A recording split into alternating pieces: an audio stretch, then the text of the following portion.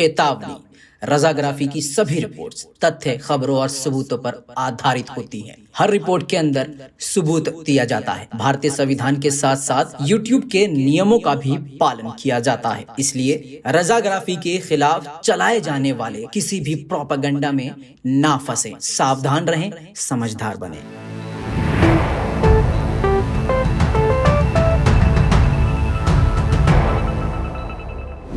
भाई ये तो वही वाली बात हो गई, थूकते तातने वाली है। पहले थूक रहे थे, फिर उसे चाट लिया। पहले ये तालिबान आतंकवादी आतंकवादी अब मीटिंग कर रहे हैं दोहा में। ये औकात भाजपाइयों की। पहले अंग्रेज़ों के ज़माने में उनका अंग्रेज़ों का गू खा रहे थे, फिर सत्ता में आ गए तो अपने आप को देशभक्त कहने लगे। अब तालिबान को ये लगातार आतंकवादी आतंकवादी आतंकवादी, भारत के मुसलमानों को भी आतंकवादी तालिबानी आतंकवादी तालिबानी। अब जब सत्ता में आ गए तालिबानी तो हाँ, अब थूक के चाट रहे हैं। ये तो औकात है भाजपाइयों की। अबे दम है तो अभी भी आतंकवादी को मिसाइल बरसा दो। और चल तो नहीं रहा कैमरा। हाँ, फिर तो टट्टी खोरों को बुरा लग जाता है, देश के खिलाफ बात कर रहा है। देश, मोदी कोई देश थोड़ी ना हो गया। मोदी देश नहीं है। हाँ, चल काट दियो। सलाम, नमस्ते, सत श्री अकाल। मैं हूं रज़ा और आप देख रहे हैं दोस्तों रज़ाग्राफी। आपको एक बड़ी खबर देना है। बड़ी खबर ये है कि भारत और तालिबान के बीच में मीटिंग शुरू हो गया है। अब मुझे समझ में नहीं आ रहा है मैं तालिबान को आतंकवादी कहूं कि ना कहूं। ऐसा ना हो कहीं मोदी जी बुरा मान जाए। आपको बता दूं कि यूएन की अध्यक्षता कौन कर रहा है? भारत कर रहा है। और यूएन ने अपना स्टेटमेंट एक ही महीने में 2 बार बदला है। यानी शुरुआत के महीने में यूएन ने स्टेटमेंट जारी किया जिसमें तालिबान को आतंकी कहा। 15 दिन बाद जो दूसरा स्टेटमेंट जारी किया सेम, उसमें तालिबान का नाम ही हटा दिया। मतलब आतंकवादी नहीं बोला किसी को। मोदी जी मान गए। 56 इंच तो है भाई।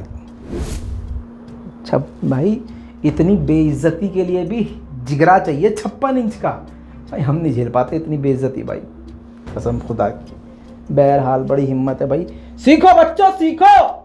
हमारे मोदी जी से ये भी सीखो, भाजपा से ये सीखो कि 56 इंच का सीना होना चाहिए जिल्लत बर्दाश्त करने के लिए, बेइज्जती बर्दाश्त करने के लिए।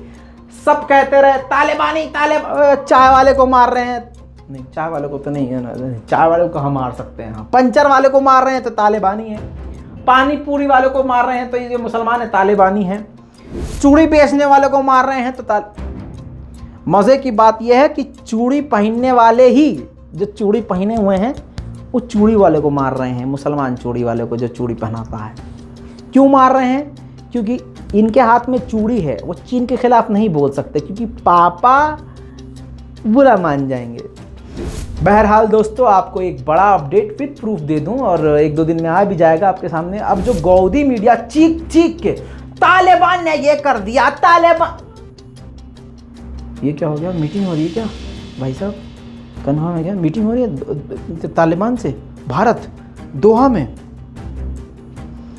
नहीं, वे कुछ और चलाते हैं, कुछ और हेडलाइन चलाते हैं। ये हाल हो गया है किसका?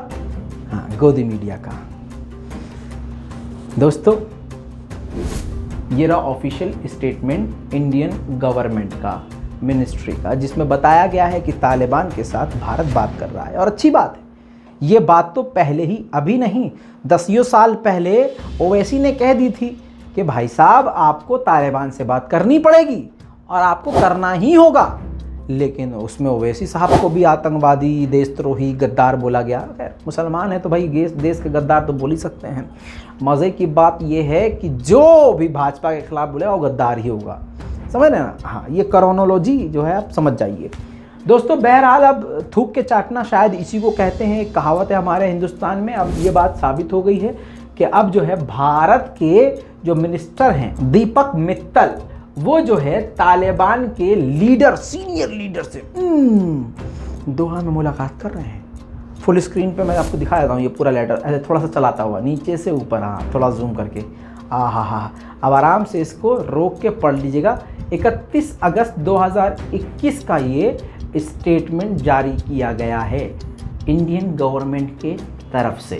दोस्तों, अब अफ़गानिस्तान में तालिबान सत्ता में आने के बाद ऐसा बयान जारी किया है जिससे कुछ लोगों को तो राहत मिल रही है। आपको बता दूं कि तालिबान ने सभी फरार अफ़गानिस्तान के पायलट्स को कहा है कि आप अपने वतन वापस लौट आएं और अपनी ड्यूटी को परफॉर्म करें, जिसमें आपको पूरा पैसा यानी सैलरी भी दी जाएगी। इसमें आपको ये भी बात समझनी चाहिए कि तालिबान के पास इतने फाइटर जेट, इतने विमान, इतने हेलीकॉप्टर हैं कि अब उसको ज़्यादा से ज़्यादा पायलट्स की ज़रूरत है।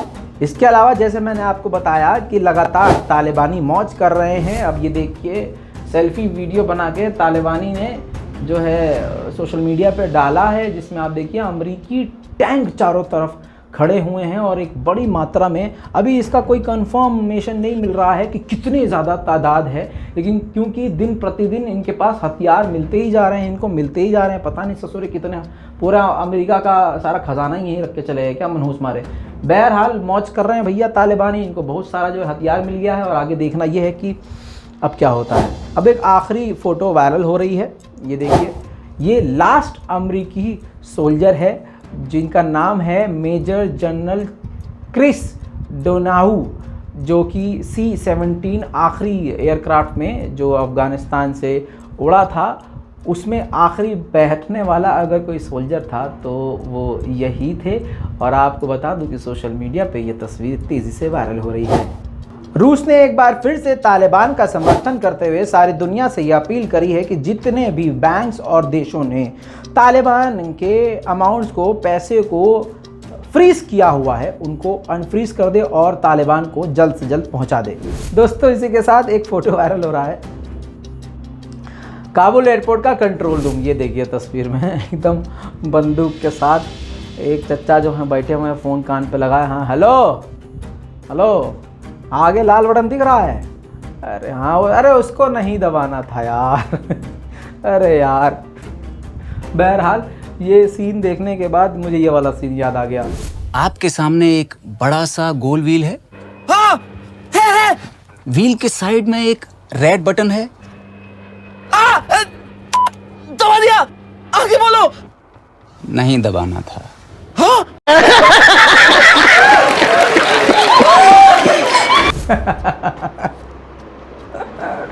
बहरहाल आगे बढ़ते हैं। दोस्तों, इतना ही नहीं, काबुल एयरपोर्ट पर तालिबानी एक जगह जहाज़ खड़े हैं, फाइटर प्लेन खड़े हैं, फाइटर हेलीकॉप्टर खड़े हैं और तालिबानी भैया एकदम मौज कर रहे हैं, एकदम खतरनाक वाली मौज। ये देखिए, रिक्शा चला रहे हैं, साइकिल चला रहे हैं, समझ में नहीं आया चला कहाँ रहे हैं।